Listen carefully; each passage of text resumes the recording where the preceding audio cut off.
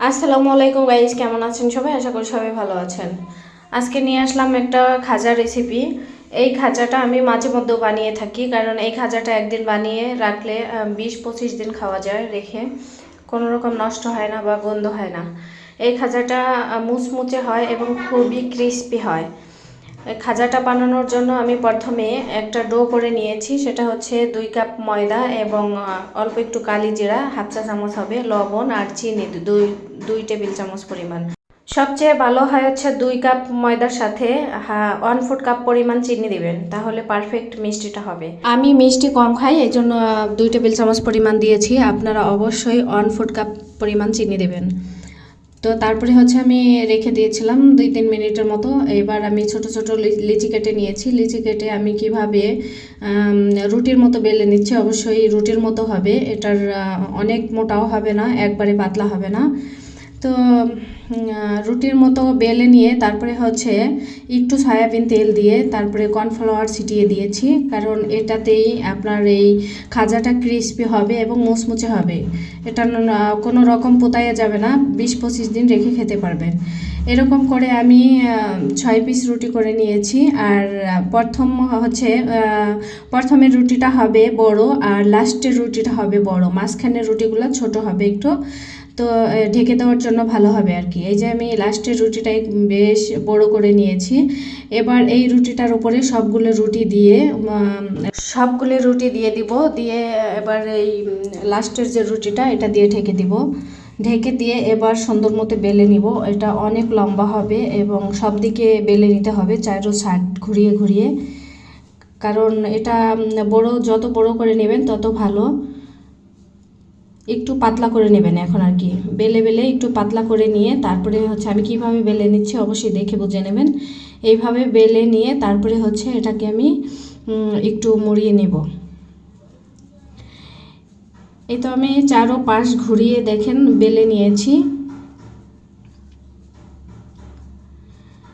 এবার ভাঁজ দিয়ে নিচ্ছি, কিভাবে ভাঁজ দিয়ে নিচ্ছি দেখে বুঝে নেবেন।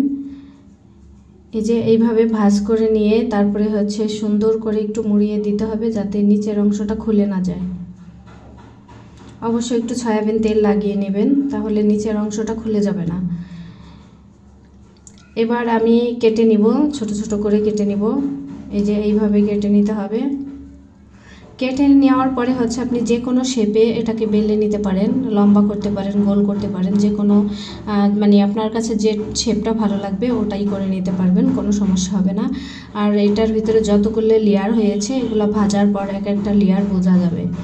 আর এটা খেতে যে কী দারুণ মজার হয়েছিল, না বানিয়ে খেলে অবশ্যই বুঝতে পারবেন না যে এটা কতটা মজার। দোকান থেকে কিনে খান তো অস্বস্তিকর সব কিছু, অনেক পুরনো তেল এবং কম দামি তেল দিয়ে ভাজে, এগুলা থেকে বিরত থাকবেন এবং বাচ্চাদেরকে কোনো রকমেরই দোকানের কোনো জিনিস খাওয়াবেন না, কারণ এটা বাসায় ইজিলি বানিয়ে ফেলা যায় এবং আহামরি যে অনেক খরচ হয় সেটাও না, কিছুই না, দেখিয়ে দিলাম আমি।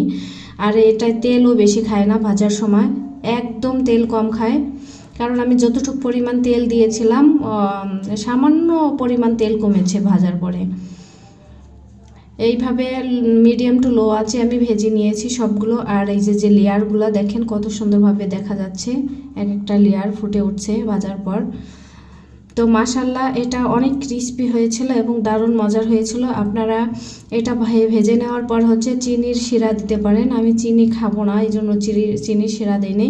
এখানে চিনির শিরার ভিতর ডুবিয়ে নিলে এটা আরও দারুণ মজার হয়। যারা চিনি খেতে পছন্দ করেন তারা অবশ্যই চিনির শিরার ভিতর ডুবিয়ে নেবেন ভাজার পরে, দেখবেন যে এটার স্বাদ জীবনে ভুলতে পারবেন না। তো আশা করি আমার এই ভিডিওটা আপনাদের কাছে ভালো লাগবে। ভালো লাগলে অবশ্যই লাইক কমেন্ট শেয়ার করবেন। আর আপনারা এটা যারা পছন্দ করেন অবশ্যই ফ্রেন্ডস আর ফ্যামিলিদের সাথে শেয়ার করতে পারেন। সবাই আমাদের জন্য দোয়া করবেন এবং ভালোবাসা দিবেন। আপনাদের ভালোবাসা আসলে ভালো লাগে, আপনাদের প্রত্যেকটা ভালো গুড কমেন্টসে আমার খুব ভালো লাগে, ভিডিও বানাতে ইচ্ছা করে। আশা করি আমার ভিডিও যার ভালো লাগবে না সে দেখবেন না, স্কিপ করতে পারেন। মাশাল্লাহ দেখেন এই যে কত সুন্দরভাবে ভেঙে যাচ্ছে, একদম ইজিলি খুলে যাচ্ছে। তো সবাই ভালো থাকবেন, আল্লাহ হাফেজ, আসসালামু আলাইকুম।